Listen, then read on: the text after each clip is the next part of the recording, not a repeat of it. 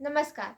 आज हम बात करेंगे अभिवचन में संशोधन के बारे में, यानी कि प्लीडिंग में संशोधन।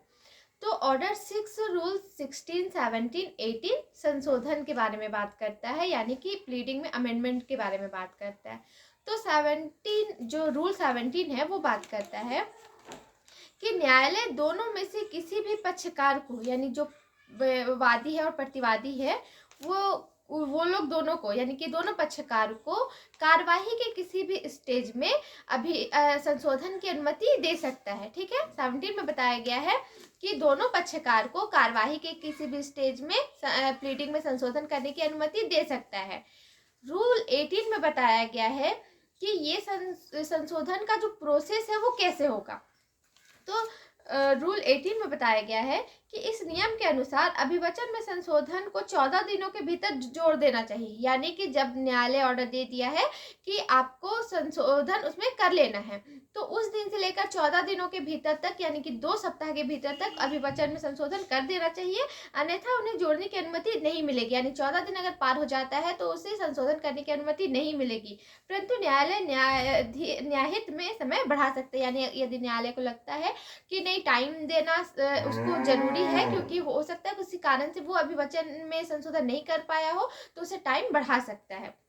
लेकिन विचारण प्रारंभ होने के बाद संशोधन के लिए आवेदन तब तक स्वीकार नहीं किया जा सकता है जब तक न्यायालय का समाधान ना हो जाता है कि आवेदक उक्त तथ्यों को उचित तत्परता बरतने के बावजूद भी विचारण पूर्ण होने से पहले नहीं उठा सकता। यानी जब ट्रायल स्टार्ट हो जाता है तो तब तक उसे अनुमति नहीं मिलेगा संशोधन का, जब तक कि न्यायालय को यह नहीं लगता है कि उससे उस उचित कारण से उसने संशोधन प्लीडिंग में संशोधन नहीं कर पाया था वो। अब रूल 17 एवं 18 को 1999 के संशोधन द्वारा समाप्त कर दिया गया था। ठीक है, जो रूल 17, 18 है, यानी संशोधन का जो प्रक्रिया और संशोधन का जो अनुमति है उसे 1999 के संशोधन द्वारा समाप्त कर दिया गया था, लेकिन इसे पुनः 2002 में संशोधन द्वारा प्रतिस्थापित कर दिया गया है। अब रूल 16 बात करता है संशोधन के संबंध में न्यायालय का क्या शक्ति है। तो न्यायालय कार्यवाही के किसी भी स्टेज में निम्नलिखित किसी भी बात को किसी अभिवचन में काटे जाने या संशोधित किए जाने का आदेश दे सकता है। यानी कि न्यायालय को अगर लगता है कि अभिवचन में ये बातें नहीं होनी चाहिए तो उसे काट सकता है, और ये बातें होनी चाहिए तो उसे जोड़ सकता है। तो पहला है कि जो अनावश्यक कलात्मक तथ्य या तंग करने वाली बातें, यानी जो फिजूल की बातें हैं, उसे काट सकता है न्यायालय। जो वाद में प्रतिकूल प्रभाव डालने वाली हो, यानी कि उलझन पैदा कर रहा हो, तो उसे भी न्यायालय काट सकता है।